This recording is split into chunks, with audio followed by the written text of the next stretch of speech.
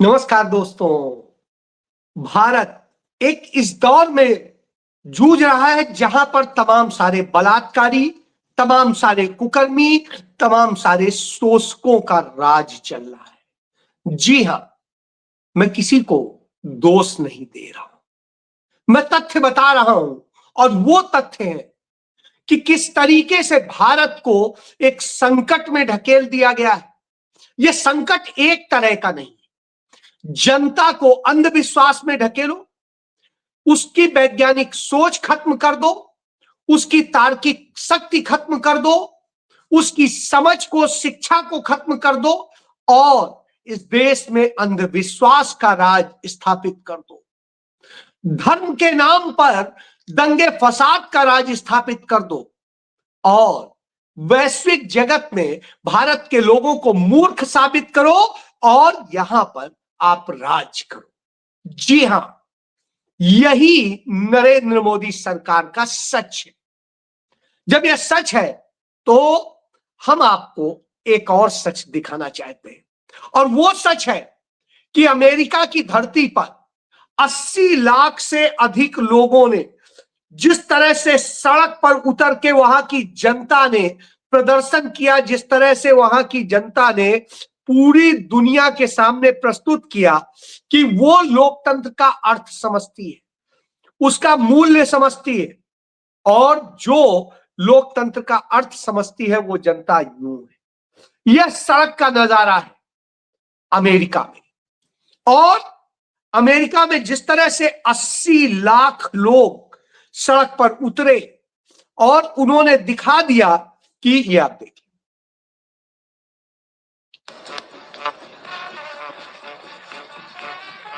तो इस तरह से लोग सड़क पर उतरे और वो ये कह रहे थे, नो किंग, हम आपकी प्रजा नहीं है, हम नागरिक हैं, हम समझदार हैं, हम सत्य को जानते हैं और हम शिक्षित हैं, हम मूर्खों की तरह नहीं है कि आप हमें हाकोगे और हम हक जाएंगे। जी हां, ये अमेरिका की जनता अपने राष्ट्रपति डोनाल्ड ट्रंप से कह रही थी कि आपने देश को संकट में फंसा दिया। लेकिन आप भारत में बात कर रहे हैं तो हमें अपने भारत के प्रधानमंत्री पे भी बात करनी पड़ेगी, भारत के हालात पे बात करनी पड़ेगी। अभी भारत को जो भारत के बास्केट में क्रूड ऑयल मिलता है वो $100 से आज भी कम है।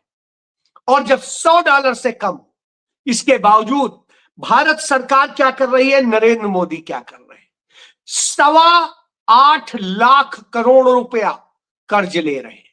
8.25 लाख करोड़ रुपया, यह कहते हुए कि जो ये पेट्रोलियम संकट पैदा हुआ है, एलपीजी का संकट पैदा हुआ है, इससे निपटने के लिए कर्ज चाहिए, तो 8.25 लाख करोड़ रुपया का कर्ज उठाते हैं। साहब, आपको कह रहे हैं कि आपको बड़ी राहत दी जा रही, दूसरी तरफ वही नरेंद्र मोदी केरल में आज खड़े थे और केरल में कह रहे थे कि जो पलक्कड़ एक जगह है वहां पर उन्होंने कहा कि मिडिल ईस्ट में चल रहे युद्ध के बीच कांग्रेस की टिप्पणी खतरनाक है, और उन्होंने कहा कि कांग्रेस राजनीतिक फायदे के लिए भारतीयों की जान खतरे में डाल रही है और वो सबको गुमराह कर रही है। अच्छा, एक बात बताइए, मैं कहता हूं ठीक है, कोई गुमराह कर रहा है, क्या एलपीजी की लाइनें पूरे देश में तमाम जगह नहीं लगी हुई हैं? आप बताइए मुझे, आप बताइए कि पेट्रोलियम के लिए, पेट्रोल और डीजल के लिए आज जगह जगह पेट्रोल पंप्स पे लाइन नहीं नजर आ रही है। जब ये सब कुछ नजर आ रहा है तो कांग्रेस क्या गुमराह कर रही है? कांग्रेस कैसे खतरे में डाल सकती है? सरकार तो आपकी, जो कुछ करना है आपको करना है। तो जब कांग्रेस की सरकार नहीं है, कांग्रेस के अधीन ये विभाग नहीं है, पेट्रोलियम आपका है, एलपीजी गैस आपका है, सब कुछ आपका है, तो फिर इस संकट में कांग्रेस कहां से कर रही है? लेकिन जिसे कह रहे हैं कि राजनीतिक फायदे के लिए, खुद राजनीतिक फायदे के लिए यूं झूठ बोल रहे हैं। और जब झूठ बोल रहे हैं, दुनिया में इस तरह से संकट में तब हमें देखना चाहिए कि हमारा प्रधानमंत्री हमारे लिए क्या कर रहा है। कुछ नहीं कर रहा। उधर ईरानी मिसाइलें लगातार गरज रही हैं और उन्होंने अमेरिकी जो एयरबेस था वो जो सऊदी अरेबिया में था उसमें वहां पर एयरक्राफ्ट में जो प्रिंस उनका करके सुल्तान करके एयरपोर्ट है वहां पर उस एयरक्राफ्ट को मार गिराया जो 7,000 करोड़ रुपए का था। सोचिए 7,000 करोड़ रुपए के उस एयरक्राफ्ट को मार गिराया ईरान ने। ईरान लगातार इसी तरह कर रहा है और ईरान नहीं, ईरान के अलावा पश्तूनों ने अब कह दिया जाकर के ईरानी काउंसलेट में कि जहां जैसी जरूरत पड़ेगी हम ईरान के साथ खड़े हैं और समर्थन देंगे हर चीज से लेके। उधर यमन में यमन के लोगों ने अमेरिकी एक जहाज पे हमला कर दिया और उस पे हमला करके संदेश दे दिया कि तुमने जो किया है गलत किया है, हम इसका बदला लेंगे। फ्रांस के राष्ट्रपति ने फिर से ईरान के राष्ट्रपति से बात की। वो अकेली सौदेबाजी करना चाह रहे थे लेकिन ईरान के राष्ट्रपति ने कहा कि सौदेबाजी ऐसे नहीं होगी, पूरी पूरी डील करिए करिए, भगाइए अपने यहां से इनको और जब भगाएंगे तब हम बात करेंगे। आप कह रहे हैं यूरोप को संकट से बचा लो और एक तरफ यूरोप उस साजिश में शामिल होता है, चाहे गजा में हो और चाहे यमन में हो, चाहे लेबनान में हो या चाहे हो ईरान में। तो जब इस तरह से हो रहा है तो आप हमसे ऐसी बात कर रहे हैं। तो देखिए ये होता है नैतिक बल। लेकिन हमारे प्रधानमंत्री बाबाओं को साथ में लेके घूमते हैं, बाबाओं के जरिए बताते हैं कि अरे ये आ जाएंगे तो मुसलमानों का शासन हो जाएगा, ये होगा तो ऐसे हो जाएगा। कहीं सिखों को भड़काते हैं और इस तरह के जो काम करते हैं। आपको याद होगा जो सिख आतंकवाद हुआ था वो कोई सिखों ने नहीं किया था, सिखों को भड़काया गया था और साजिश रची गई थी और यह साजिश आरएसएस ने रची थी मिलकर के सीआईए के साथ। और इसी तरीके से तमिलनाडु में साजिश रची गई थी जिसका नतीजा हुआ श्रीमती इंदिरा गांधी और राजीव गांधी की हत्या हुई थी। दोनों शहीद हो गए देश के लिए, उनकी कोई निजी लड़ाई नहीं थी किसी से। तो यह स्थिति है और इसके बाद में यही साजिशें ये यहां रचते हैं, आपको लड़ाते हैं, सब कुछ करते हैं। तो शिया सुन्नी को लड़ाने की कोशिश कर रहे हैं लेकिन आज वो शिया सुन्नी एक साथ खड़े होते हैं और कहते हैं हम भाई भाई हैं, कोई हम में डिफरेंस नहीं। चंद लोगों के आधार पे आप निष्कर्ष मत निकालिए। तो यह होता है। लेकिन नरेंद्र मोदी का जब यह खेल चल रहा होता है तब किस तरीके से पूरी दुनिया में जब यह मचा है तो मुकाबला करने की बजाय कांग्रेस चिल्ला रहे हैं और बाबाओं का सहारा ले रहे हैं कांग्रेस को बदनाम करने के लिए। तो मुझे लगता है आज बात इसी पे हो जानी चाहिए। मधु किश्वर ने एक खुलासा कर दिया। एक काफी समय से सुब्रमण्यम स्वामी खुलासा कर रहे हैं कि कैसे भाजपा में महिलाओं को, लड़कियों को, तमाम लोगों को जो टिकट मिलते हैं और तमाम पद दिए जाते हैं उन सबके बदले क्या लिया जाता है, कैसे कैसी सौदेबाजी होती है। तो उसमें एक सबसे बड़ा सबूत है कि भाजपा के 44 विधायक और सांसद ऐसे हैं जिन पर बलात्कार के केस रजिस्टर, बलात्कार के मामले, यानी इतने तो इनके बलात्कारी ये सजा याफ्ताओं को भी जोड़ ले तो इसकी संख्या बहुत ज्यादा हो जाती है। तो ये इसीलिए ऐसे बाबाओं को चुनते हैं। याद करिए आसाराम बापू किसके गुरु थे? नरेंद्र मोदी के। किस मामले में गिरफ्तार हुए? छोटी छोटी बच्चियों के साथ रेप करने के मामले। सजा याफ्ता है अदालत से, कोई हवा की बात नहीं हो रही है, साबित। इसी तरीके से गुरमीत राम रहीम किसको सपोर्ट करता है, किसके लिए करता है? बीजेपी के लिए, नरेंद्र मोदी के लिए। और किस आरोप में है कि वो साध्वियों और दूसरे लोगों के साथ में रेप करता था और तमाम तरह के कुकर्म करता था। तो यह स्थिति है। तो अभी आपने देखा महाराष्ट्र में जिस तरीके से पकड़ा गया वो बाबा, तो उस बाबा के मामले में जिसे अशोक भोंदू खरात नाम है, जो कि मर्चेंट नेवी में नौकरी करता था, वहां से उसने नौकरी छोड़ी, आ गया एक जो है शिव जी का महादेव मंदिर बना दिया, ईश्वरेश्वर महादेव मंदिर, और इसका ट्रस्ट का प्रमुख बन गया। और यहीं से इसने खेल शुरू किया। खेल क्या शुरू किया कि तमाम जो भक्त आ रहे हैं उनको किस तरीके से बरगलाता था, फिर कहता था कि योनि पूजा और ये पूजा, और इस तरह से दर्जनों महिलाओं के साथ में, लड़कियों के साथ में उसने यौन संबंध भी बनाए और सारे काम किए, सारे कुकर्म करने। और ये सब वीडियो फुटेज उसके लैपटॉप, उसके मोबाइल, उसके दूसरी चीजों से सबके मिले हैं, सबूत मिले।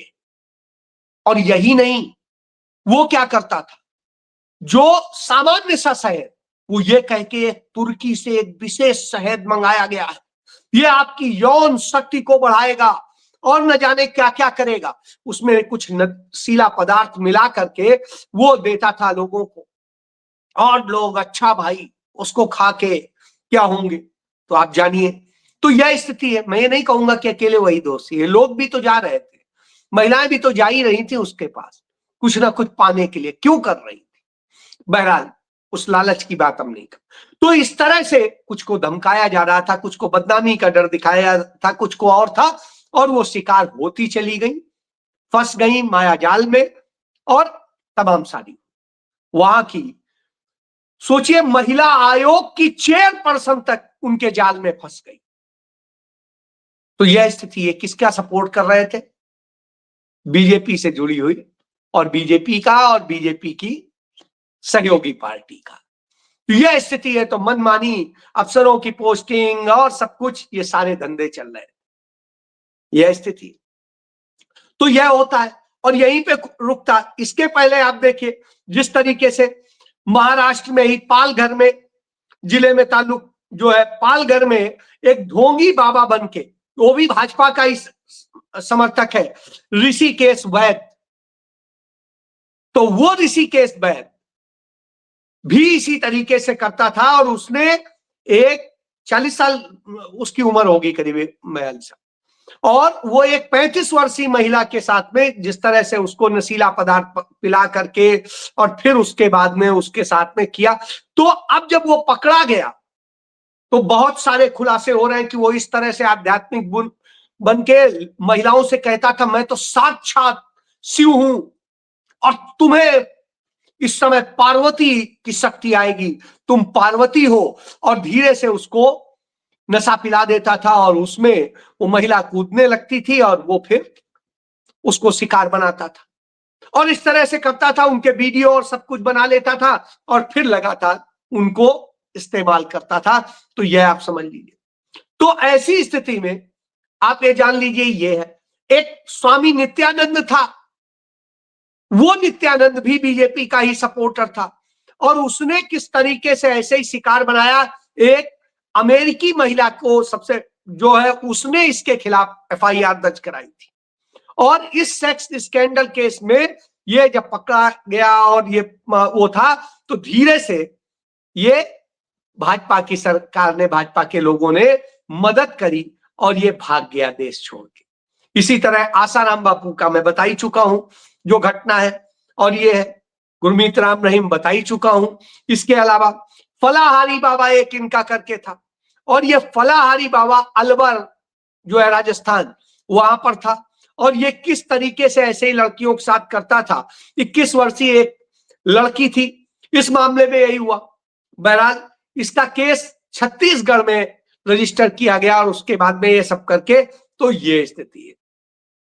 एक इनका बाबा परमानंद था, वो भी उत्तर प्रदेश में, वो बांझ महिलाओं को कहता था कि उपचार के नाम पे यौन शोषण, कि हाँ बच्चा पैदा हो जाएगा, ये हो जाएगा, वो हो जाएगा, और साहब शिकार बनाता था। क्यों? क्योंकि आपकी वैज्ञानिक शक्ति छीन ली गई है। आपको झूठ दिखाया जाता है, समझाया जाता है और आपको इकट्ठा था। इसी तरह एक मिर्ची बाबा था जो भोपाल में, वो इसी तरीके के पूरे जाल फैलाता था और वो करके महिलाओं का शोषण करता था। इसी तरीके से जो है बाबा सच्चिदानंद था इनका, जो उत्तर प्रदेश के बस्ती में, और वो भी इसी तरीके से ये सब किया करता था। इसके बाद में आप देखिए जो है शंभू बाबा था एक इनका, और ये नासिक महाराष्ट्र में था।